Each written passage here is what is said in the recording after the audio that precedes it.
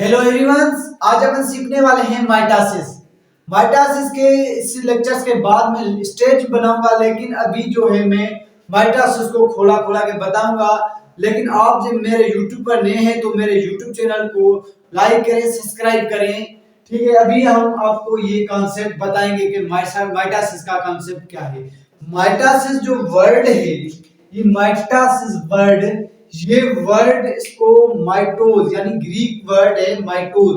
माइटोज का मकसद ये है कि थर्ड लाइफ, ठीक है, थर्ड लाइफ का मकसद ये है कि किसी भी सेल में इसने थर्ड लाइफ से लाइफ यानी कि थर्ड लाइफ देखी कि इसने क्या किया कि जब सेल डिवाइड हो रहा था तो उसने देखा कि इसी स्ट्रक्चर देखी, उस थर्ड लाइफ को बोला माइटास, ठीक है। और हम बोलते हैं थर्ड लाइफ, उसको नाम रख दिया माइटासिस। माइटासिस का जो मकसद है यानी सेल का डिवाइड होना, ठीक है। अभी देखते हैं 1880 में जर्मन बायोलॉजिस्ट वाल्टर फ्लेमिंग ने एनिमल्स के सेल में जब सेल एनिमल्स का डिवाइड हो रहा था तो उसने क्या किया, इसकी यानी उसका प्रूफ दिया कि ये क्या है, इसका मकसद उसने देखा, उसने नाम दिया माइटासिस। माइटासिस क्या है, देखते हैं कि डिवाइडिंग सेल यानी डिवाइड हो रहा है जब सेल, उसको बोलेंगे कि ये क्या हो रही है, इसमें माइटासिस हो रही है। यानी माइटासिस ऐसी होती है, न्यूक्लियस जो है इसमें न्यूक्लियस की डिवाइड हो रही है और इसका क्या होता है, प्रोसेस होते हैं यानी मेनी स्टेजेस। ये जो सारे प्रोसेस होते हैं सेल डिवीजन में, उस सारे को मिलाकर हमने एक नाम दे दिया, वो नाम है माइटासिस, ठीक है। अभी देखते हैं कि माइटासिस है क्या। It is the types of cell division, एक सेल टाइप्स, सेल के डिवीजन का एक टाइप्स है in which is present parent cell. ये क्या होता है, पेरेंट्स के सेल जो होते हैं वो टू डॉटर सेल्स में क्या होते हैं, डिवाइड होते हैं। यानी कि देखें कि एक पेरेंट सेल है, इसके क्रोमोसोम्स कितने हैं, 46, यानी ह्यूमन की बात कर रहा हूं। तो इसमें क्या होगा कि ये जो पेरेंट सेल होगा टू डॉटर सेल्स में क्या होगा, डिवाइड होगा। यानी एक ये बनाएगा, इसमें भी 46 से, और दूसरा बनाएगा उसमें भी 46 क्रोमोसोम्स होंगे, ठीक है। ये क्या होगा, माइटोसिस, दो, एक पेरेंट सेल दो डॉटर सेल्स में डिवाइड होगा तो उसको बोलते हैं माइटोसिस, ठीक है, टू डॉटर सेल्स। अभी देखिए कि डॉटर सेल क्यों बोल रहा हूं, सन सेल्स बोल सकता हूं। इसका मकसद ये है कि डॉटर सेल्स इसलिए बोल रहा हूं कि ये जो सेल्स बने हुए हैं इसको भी डिवाइड होना है, ठीक है। अभी चलते हैं कि here same number of chromosomes, यानी इसके क्रोमोसोम्स जो होंगे वो सेम होंगे, जितने पेरेंट्स के होंगे उतने जो ऑफस्प्रिंग यानी उसके डॉटर्स बनेंगे उसके भी क्या होंगे, उतने क्रोमोसोम्स होंगे। Where is in a present cells में, ठीक है। अभी देखेंगे ये जो माइटोसिस का मकसद है, इसमें जो दो बड़ी चीजें आ रही है उसको हम डिस्कशन करेंगे कि वो कौन सी हैं।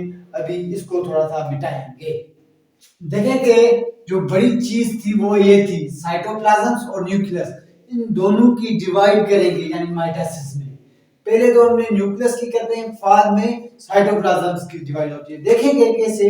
यानी साइटोप्लाज्म, जब न्यूक्लियस की बात करेंगे ये तो डिवीजन ऑफ द न्यूक्लियस यानी न्यूक्लियस का टूटना, इज ऐसे ना तो टूट जाए यानी डुप्लीकेट होता है, इज कॉल्ड कैरियोकाइनेसिस।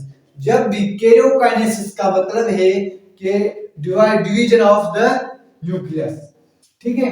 अभी cytoplasm, division of cytoplasm is called cytokinesis. ये बात लाजमी याद करना कि कैरियोकाइनेसिस का मकसद है कि न्यूक्लियस का ब्रेक डाउन होना, और साइटोकाइनेसिस का मकसद होता है कि साइटोप्लाज्म का डिवीजन होना, ठीक है। अभी ये बात दोनों को आप ज़हन में बिठा लीजिए।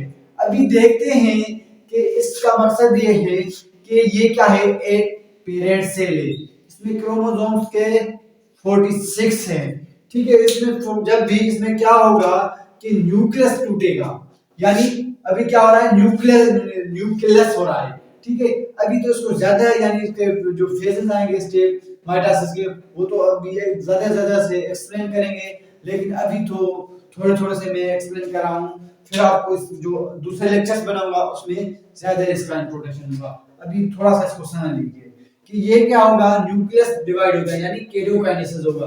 तो कैसे होगा कि ये एक ही सेल है, इसमें क्या होगा कि एक न्यूक्लियस टूट गया एक दूसरे से, तो एक न्यूक्लियस यहाँ एक न्यूक्लियस, यानी इस दोनों का क्या होगा, ब्रेक डाउन होंगे। इसमें भी क्रोमोसोम सेम, इसमें भी क्रोमोसोम सेम। जैसे ही और फेज आएगा तो ऐसे होगा कि साइटोप्लाज्म टूटेगा, ठीक है, या न्यूक्लियस 46 या 46 ऐसे टूट जाएगा। अभी हमको दो डाटर सेल्स मिल जाएंगे, दो क्या मिलेंगे, डाटर सेल्स। फिर बता रहा हूं कि ये एक पेरेंट सेल था, इसका न्यूक्लियस टूट गया यानी ब्रेकडाउन ऑफ कैरियोकाइनेसिस यानी न्यूक्लियस का टूटना। अभी देखिए कि ये इसके क्या हो गया, साइटोप्लाज्म टूट गया। अब साइटोप्लाज्म टूटा तो जैसे ही हमको दो डाटर सेल्स मिल गए। अभी इसके थोड़ा सा हम देखेंगे कि डिफरेंस क्या है माइटोसिस एंड मियोसिस में, देखेंगे क्योंकि हम अभी इसका तो बड़ा लेक्चर बनाना है, लेकिन माइटोसिस है इसके बाद में स्टेज दूंगा, बाद में मैं मियोसिस दूंगा और उसके स्टेज दूंगा, ठीक है। अभी देखते हैं कि माइटोसिस और मियोसिस में थोड़ा सा फर्क देखेंगे सोमेटिक सेल्स और जर्म लाइन सेल्स क्या हैं। देखते हैं कि सोमेटिक्स जो वर्ड आ रहा है इसका मकसद ये है कि सोमेटिक सेल्स को बोलते हैं, सोमेटिक्स means body, सोमेटिक्स body cells.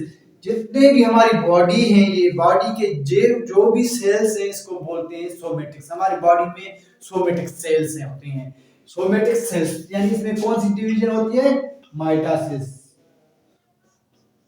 Mitosis, ठीक है। अभी देखते हैं germ line cells. Germ line cell उस सेल को कहा जाता है जो रिप्रोडक्टिव में हिस्सा लिए, यानी रिप्रोडक्टिव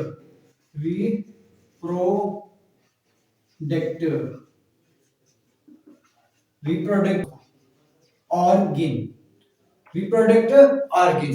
देखिए कि रिप्रोडक्टिव और जो यानी सेल्स में होता है उसमें इस जर्म लाइन सेल्स मौजूद होते हैं। देखिए कि ये क्या है, एक यानी कि एक के सेल होते हैं और स्पंज के सेल, दोनों में क्या होते हैं, जर्म लाइन सेल उसको बोला जाता है। देखेंगे ये एक यानी इसके स्ट्रक्चर से बनी हुई है, ऐसी स्ट्रक्चर्स, देखें कि ऐसी स्ट्रक्चर्स, ये जो इसकी यानी ये वॉल्स हैं इसके जो है इसके सोमेटिक सेल्स बने हुए हैं। जो भी रिप्रोडक्टिव यानी इसमें जो ऑर्गन्स होंगे उसको बोलेंगे जर्म लाइन सेल्स। ये इंशाल्लाह आपको लेक्चर सारा समझ आ चुका होगा। आपको रिक्वेस्ट ये है कि मेरे YouTube पर नए हैं तो मेरे YouTube चैनल को सब्सक्राइब करें, लाइक करें और बेल आइकन को क्लिक करें ताकि आने वाली वीडियो आप तक पहुंच सके। अभी मुझे देंगे इजाजत, इंशाल्लाह दूसरे लेक्चर में मिलेंगे।